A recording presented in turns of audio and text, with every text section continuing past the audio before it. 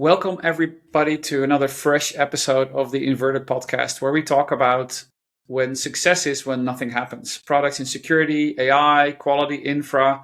When you're building those or selling those or working with those, you're in the right place because we have some experts that talk about the different and unique challenges of these things. And today, my usual experts are there, Dana and Dario. So good to see you.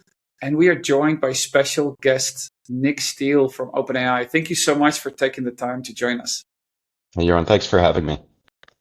Yeah, Nick has a long career in security. So a bit of 1Password at Etsy. He's been part of the FIDO Alliance and the W3C. For those of you who don't know what that is, those are some of the bodies that build the standards that make everything you use every day work without you having to think about it. There's a lot of things going on behind the scenes, and Nick is kind of a celebrity in that world. So we are very honored to have him here.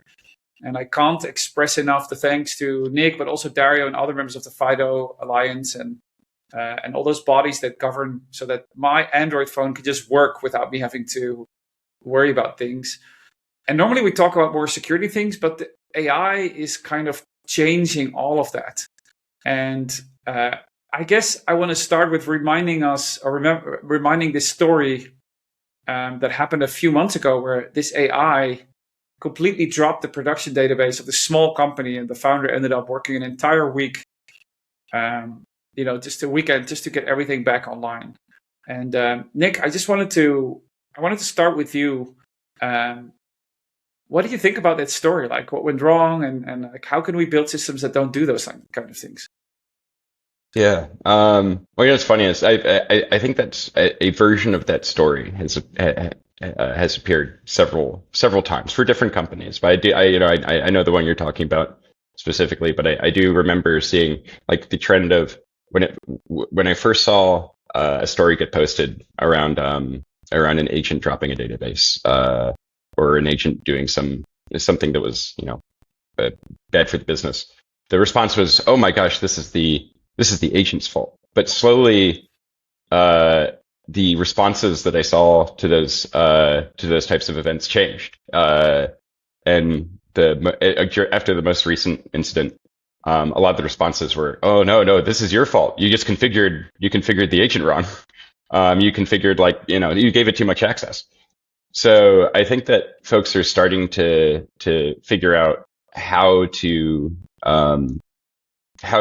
provide those permissions or provide the right access to agents.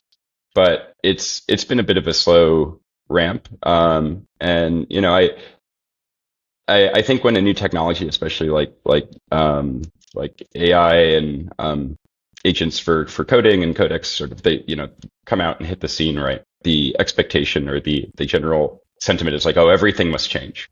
Well, not everything, right? Like some things are going to remain the same. And in fact, I think we already have a lot of the tools necessary to provide meaningful identity and access management for agents. We've spent years working on workload identity, developing specifications and standards like Spiffy and Spire to help manage workload identity. But what's really changing, right, is we're separating the idea of work from the workload.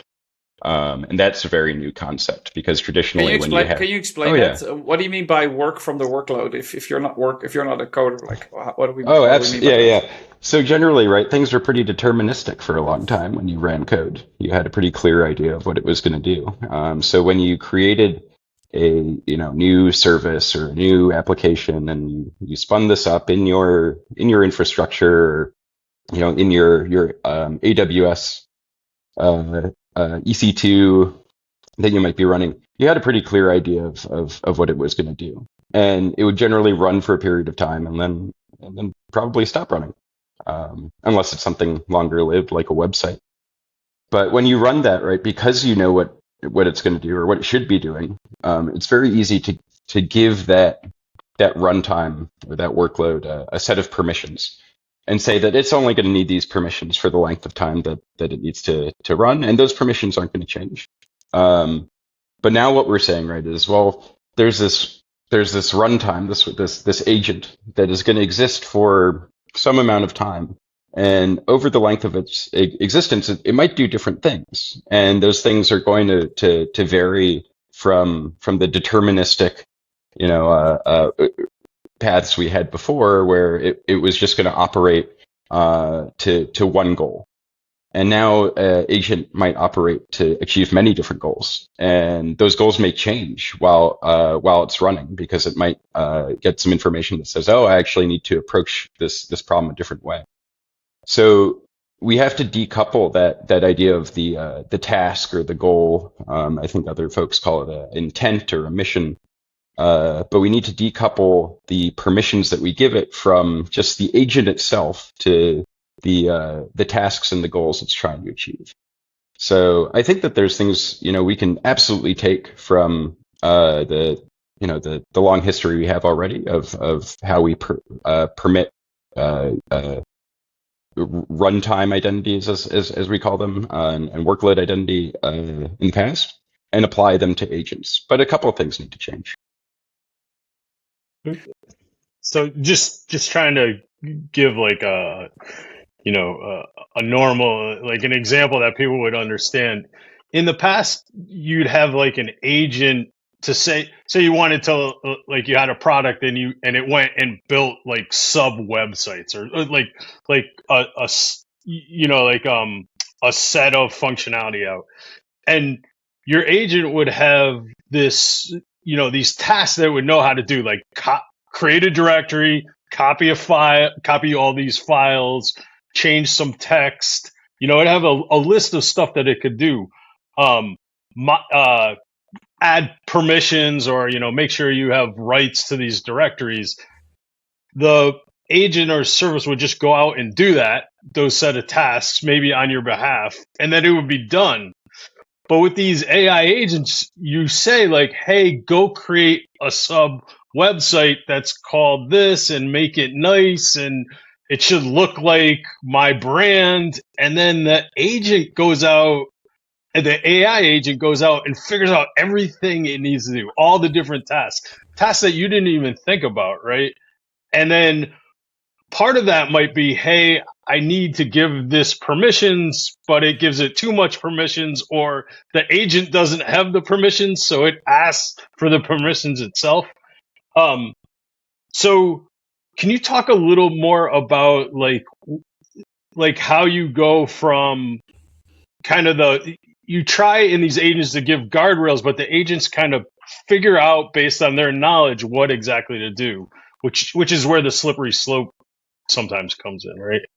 Yeah, and I think in the past, if I was to have a system, right, that was going to, if I was going to design an application to go build websites based off of some input that I give it, it might look something like, I have a service that I create that might be able to go read Jira tickets or linear tickets, and it might go look at some information in there, and then it will probably have a set of templates that it uses to go and say, okay, I'm going to turn this into some page, and it will use that template design. It'll use the information from that ticket. I might include some regular expressions, or regex as we call it, to try to pull out information in that service to match it up to this page I'm building. But with AI agents, right, a lot of that is abstracted away from me. I don't need to go and necessarily have these template files to provide, just like, this is the pick and place, like, go get this information from the linear ticket, put it in the page, generate this common page. The agent can generally figure out how that should be built on its own. But while it's building that, it might need to go and get some additional information. It might actually request input from me of saying that, hey, I came up with these 3-page designs. Which do you want me to do? It might say, like, do you want it to be a specific color? Do you want me to get additional information about X? It might proactively go and get additional information about X, and that's sort of the permission, the extra permissioning that we need, where it determines that, hey, maybe in the ticket or the information that's been given, it says, hey, this is actually related to a conversation that was had on Slack. And it'll go, okay, well, I should probably go look at that Slack channel and read that message. And at that point, that's really when we want to step in and say, oh, well, it probably shouldn't have permission to read Slack right off the jump. And we want to be able to have moments, right, where I can consent to, or authorize the agent to get these additional permissions to go and get something, because I don't want it to read Slack by default all the time, necessarily. But yeah, you mentioned. Yeah. I mean, that's super interesting. So you really see that role also within a human. I mean, it's like people talk about human in the loop, or accountability on the outputs that people should have on the AI. Like, when I think back at like how software engineering was done just a few years ago, where people would approve each other's change requests, the volume was relatively limited. But like, how do we keep up as humans, being human in the loop, to make these decisions? How do we keep up when we have not just one agent doing stuff on our own, but like dozens of agents that we coordinate? At some point, don't we become the bottleneck? And how can we keep the quality up when the limitations are really on our side on what we can verify? Yeah, and that brings up a really interesting point too, that I think is a big differentiator, where workload identities, or these applications that I might run in the cloud, they're not very personal, and in that they're like they kind of run on behalf of a business, right? Like when I run my web service, it's part of my company's infrastructure. It's considered kind of just like a part of my company. Whereas agents can have much more of like a personal relationship, right? They can run on my behalf specifically. They can absolutely run on behalf of my business or on behalf of a team, but when my Codex agent is off writing a pull request for some code that we want to commit, it feels like that's my agent running. It's not my company's agent. Although there's definitely that sort of concept there too. So I think that makes delegation and how we authorize things very different than our previous model of it kind of running on behalf of a single account or under this sort of group identity of the enterprise, when there's much more of this personal, individual binding too, where my agent is connected to me, and that's different than like my team's agent or some Slack agent I might have running that represents some other concept like maybe Notion. Well, it's a really interesting concept. Like, if I think back at that used to be like cron jobs. Like, if an employee has, like, people would have a few cron jobs that automate certain things that we didn't want to do manually. And then if that account would be deactivate because that employee would leave the company, those cron jobs would usually just cease to exist on purpose, because that was more part of their own work environment than something of the company's infrastructure. Do you see there a similar stage we're in, where AI agents support you as an individual contributor in your work, and not particularly the whole organization? And maybe that releases the context in which they exist. I definitely see. I mean, you brought up a good point too, right? Of if I have a cron job running and then leave a company, hopefully that cron job stops running. That's not always the case, right? Like I've seen. You might want it to keep running, right? Yeah. If it's like a weekly update of some database, then you are the one who created it, but you might want it to keep running. Oh yeah, I've seen incidents in the past at other companies in both directions, right? Where someone's left, and then we have a ticket that says, "Oh, this job has stopped running. That was turned out to be load bearing for this entire database, and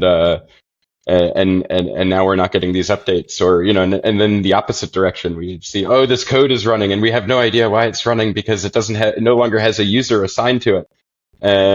And so that like attribution is really important, and then also figuring out like what does need to continue running and what needs to be revoked or stop running at a certain point is hard. And I think that same binding really needs to exist with agents too, especially as they become more tightly bound to a single user, right?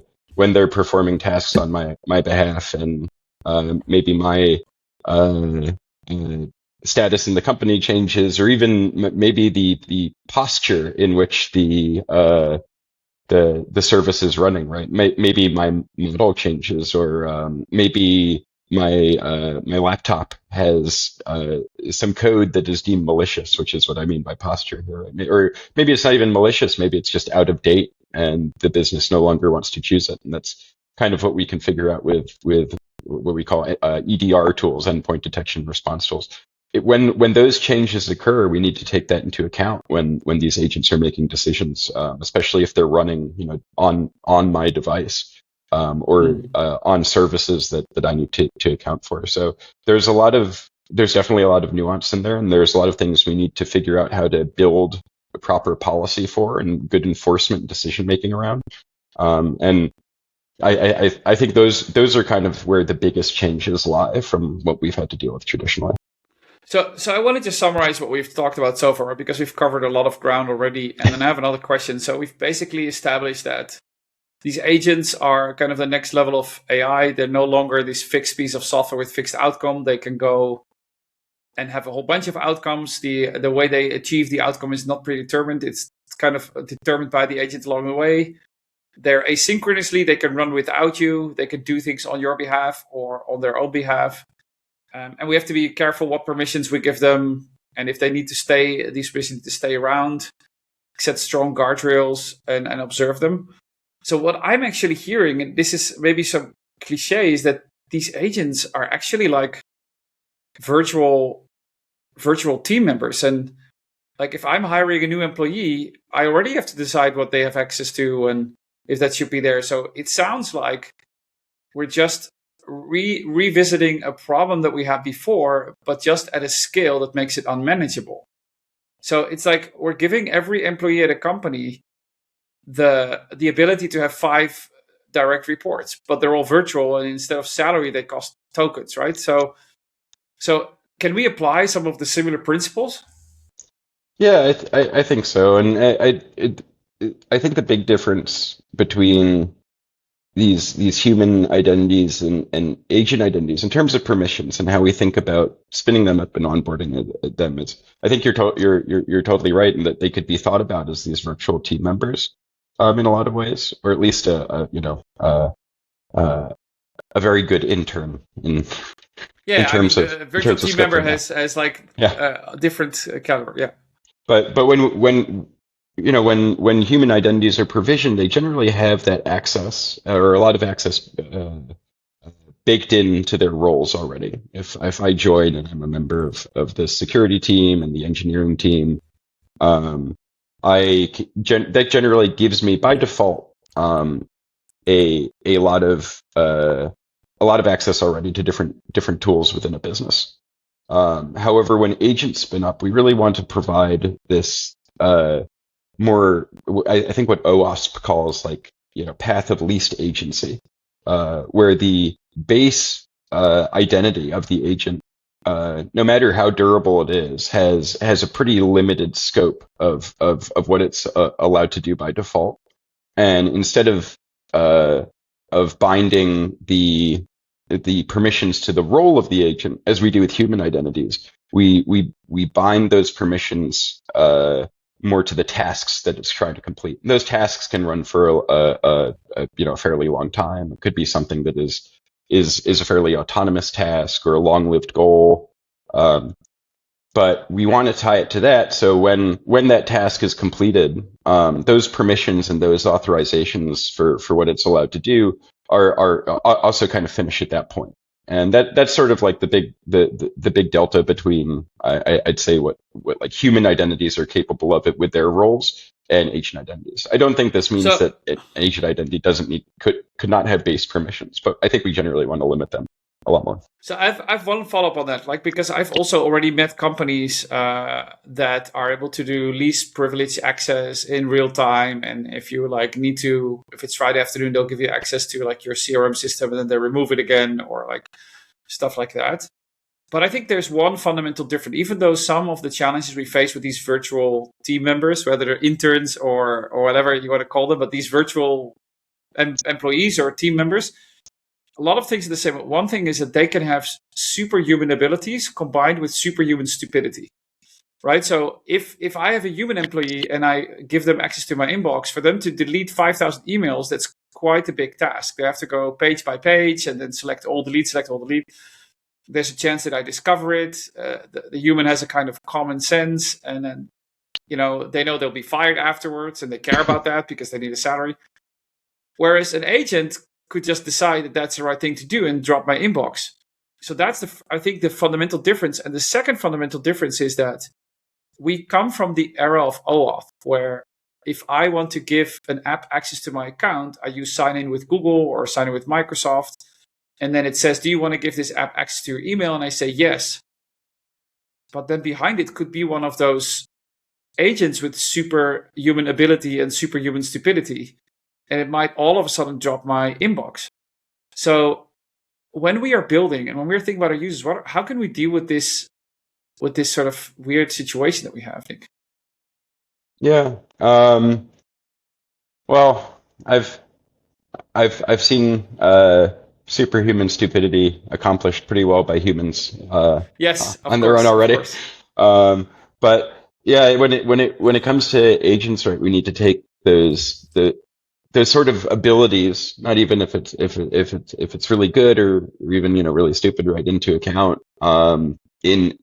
In that we want to be able to limit those scopes of access up front. So I mean I think OAuth is a really good control plane for agents as well. And I think that there's been a lot of work in model context protocol spec, which is a spec to help provide what I think they call tools to agents, but are these kind of API endpoints with additional context for how they can. Yeah, it allows agents to call apps. It allows if I'm a company and I define MCP, it basically tells an agent, if you want to talk to me, don't open a browser and click my buttons on my UI, but actually just call this programmatic endpoint. Yeah, and through MCP as well, right? It provides a clear way to go get authorization to go do things, and the layer for that they're using is OAuth, and I think Aaron Parecki over at Okta is working on the cross app access protocol, which is part of this MCP stack for allowing a more streamlined way to provide these grants of access to agents. But even when you cut these tokens, right, and say, okay, yes, it can go read Slack, it can go read GitHub, it can go read some database in my infrastructure. We really want to be more judicious sometimes when we say, oh, but can it write to that database? Can it delete the database?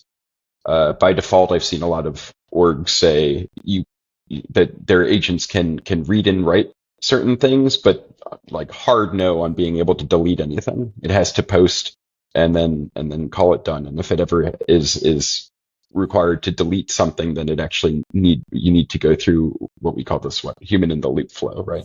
Where it needs additional authority or consent to go do something. And then hopefully, go ahead, Dana. I was going to say, hopefully the agent doesn't figure out that it could just write stuff to delete it and get around the delete permissions by that way. But I can imagine you select all and you just put one character in that's the same, but at least then you have versioning and stuff like that. But you're saying bringing the human in the loop, right? This is one of the answers of the industry to this agentic risk. When unsure, bring the human in the loop. Now let's imagine that you hire a new employee, a junior coder that works for you, and every 5 minutes they're coming to your desk, and they might ask you, "Can I go to the bathroom? Can I change my keyboard? Can I take a different operating system?" And you're like, yes.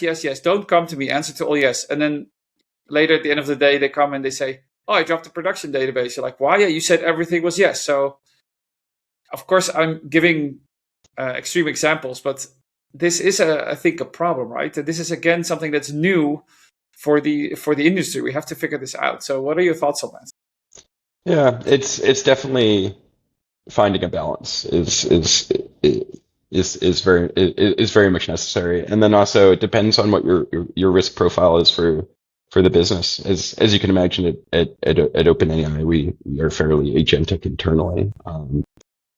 So when when I run agents, I want to be able to to consent and delegate and move fast, and we see a lot of benefits from that. And I personally see a lot of benefits from that. I run my own agents. I have an OpenClaw deployment that I run off of a Arduino Uno, just a tiny hardware chip. And the way I provide that agent the tools that it needs is actually through a credential manager. So I have a 1Password vault that I use with the 1Password developer tools to give it access to a .m file with a minimum set of credentials it might need to go update a Notion page for my to-do list and add events to my calendar. But for when it gets access to those, I'll actually get a message that says, "Hey, it's using this credential right now. How do you feel about that?" And generally, I know what I know what it's doing, and I know the direction it's going. So if it's using a credential to, if I've given it a task that says update my to-do list, and then look at my my email, and if there's anything I should be adding to that list or adding to my calendar, let me know. And so I know that it runs this job at 9 a.m. And so when I see these credential requests come through, that's kind of my user in the loop consent flow right now.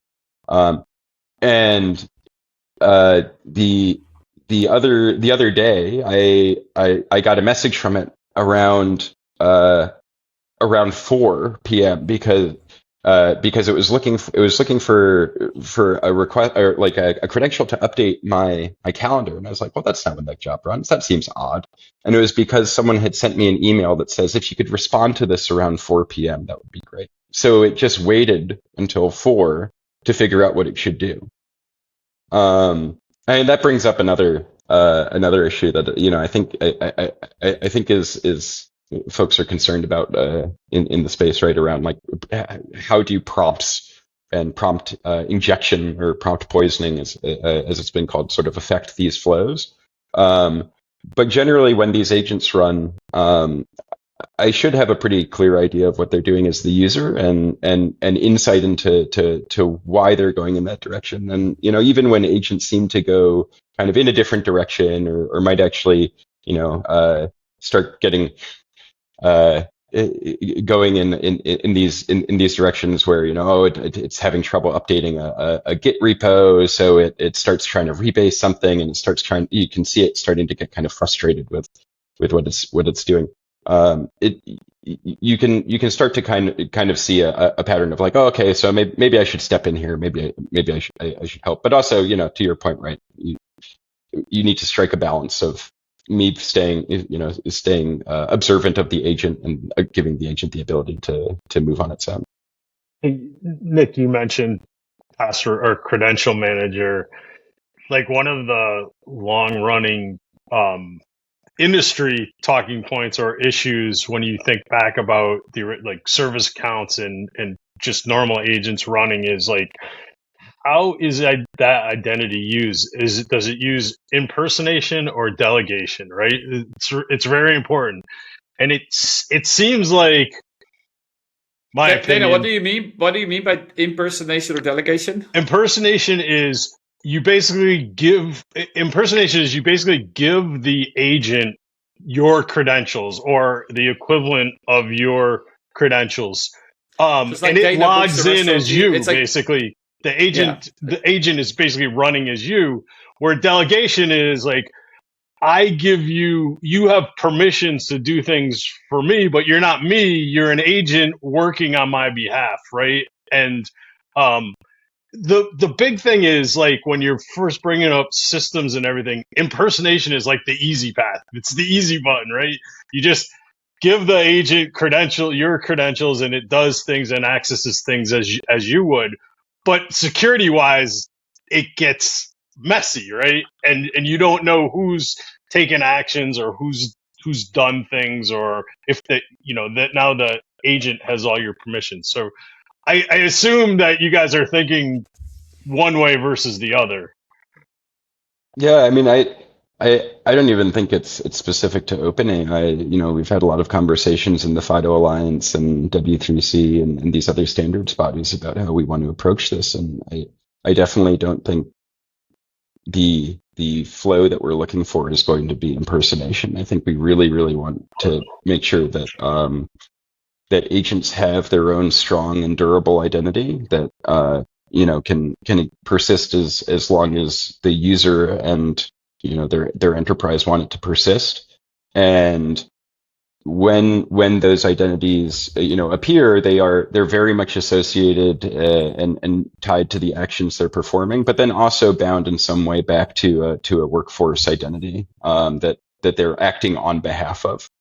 And I think that's a really hard problem. In the enterprise, it's kind of I don't want to say it's a solved problem, but I think that this is much easier to deal with within your own infrastructure, right? You probably already have an IDP that allows you to create these identities and gives you this ability to observe it. But out on the web, it becomes a much harder problem of saying, oh, well, this was an agent doing something, or this was an agent logging in with my credentials. In fact, traditionally, right, if that sort of flow happened or was observable, then it was considered a bad thing. Like if a site thought that a bot was logging in with your creds, then you'd probably be blocked or banned, or at least informed that, oh my gosh, something bad is happening because these agents, those types of authentication flows and that type of impersonation was traditionally like not good. It meant your account had been compromised. But now we're kind of subverting that flow, right?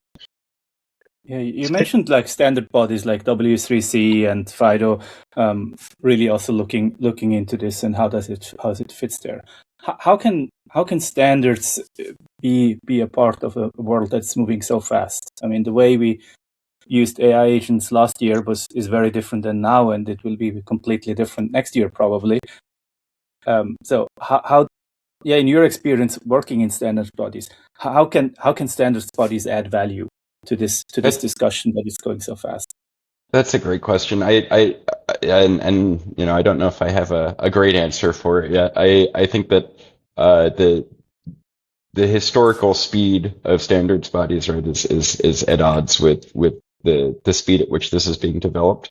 But I do think that there are a lot of good standards in place already that allow for agents to operate more securely, and with like this tight identity binding to other users and to access credentials that are already available today. And I think that we're busy filling the smaller gaps in a way that shouldn't be, they shouldn't slow down. I think the speed at which these agents are being developed and deployed. I do think that there are changes that we can make to some of the types of tokens and credentials that we use today to better support agents, and even just like make these flows not only more agent friendly but more trustworthy to the relying parties, the websites, the authorization servers that need to take them and then actually say that this is a trustworthy, verifiable thing. One of the things that comes to mind is a lot of the work that folks in FIDO and the OIDF, the Open Identity Foundation, are doing around payments and how we can better handle payments for users with agents in the flow. And there's a lot of work being done with what are called DPCs, digital payment credentials, which are essentially these stronger payment tokens. If you think about Google Wallet or Apple Wallet and Apple Pay, those sorts of credentials can be updated or extended to support a flow where, if I ask my agent to go potentially buy me Taylor Swift tickets, I can pre-authorize a certain amount of money into this credential that has been, issued by Visa and put in my Android wallet, and it's tied to a credential that is trusted there, and then it can be presented by this agent. And when it's presented, I might need to be in the flow and actually consent to its release. That has a lot of really great properties in it, right? We have that strong binding. It's not impersonation, it's delegation. And we can trust all of the parties involved. And so I'd like to have more credentials that actually operate really well for agents, and then again for the folks that have to verify and trust those credentials as well. So the good news is we don't have to invent everything from scratch. Like there's really actual solution that are still valid for this new world. Absolutely. Yeah, and I was thinking when you were saying this Taylor Swift example, right? Like maybe an agent is the only way to get a Taylor Swift ticket with the demand and supply queue that there is. Maybe that's the only way to get a Taylor Swift ticket. But what if you are the person who's building the system that actually sells Taylor Swift tickets, right? So I maybe want to close today with a final question to you is like, what if you are building a product that is not necessarily agentic in its core, but you are asked two things, like build agentic stuff in it, or agents are going to come and interact with our stuff. How do we prepare for that? What are some of the 2 or 3 main things? Because you can't say everything that you would want to say to such a person that has to face this challenge of how to deal with agents. Oh, absolutely. So I mentioned this idea a lot when I work on standards, right? Is we should be building for the happy path, and we should be building happy paths not just for the user, but for agents as well. So building flows for agents to use, I don't think is very difficult, and exposing those flows is even easier. I think if I was to build a site today that I didn't want to potentially be agentic on its own or have an MCP server, I would at least provide elements in the page, probably hidden, and I've seen this before, where it says, hey, if you're an agent, you can use these API endpoints like this. You can get this information in this way. And the more ability you provide to the agent to operate on this happy path that you want, the agent will prefer to use that. Similar to a human, right? So being able to give it entry points that are clearly agentic, I don't think needs to necessarily be an MCP server, although building one does help, and I do think it's fairly easy to get one up and running. There's a lot of tools to do so. But being able to account for the fact that agents might be visiting your web server or your web application, and giving them sort of a clear neon pointing sign of hey, this is the direction you should go if you're this type of agent, is really helpful, and that's a great place to start.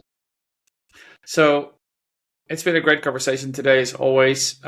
So we've learned and realized that agents are different, but they're also kind of like humans, but then with some superhuman abilities. And we've talked a lot about how to handle their credentials and their abilities and other things. And we've ended on kind of the truth I think everybody knows, but doesn't want to embrace, that agents are coming.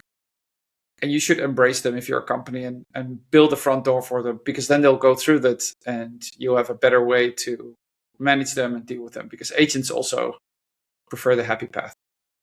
And so thanks so much, as always, Dario, Dana, for joining. And special thanks to Nick for sharing your wisdom. And thanks for all the work that you and others do in FIDO and W3C. It's much appreciated.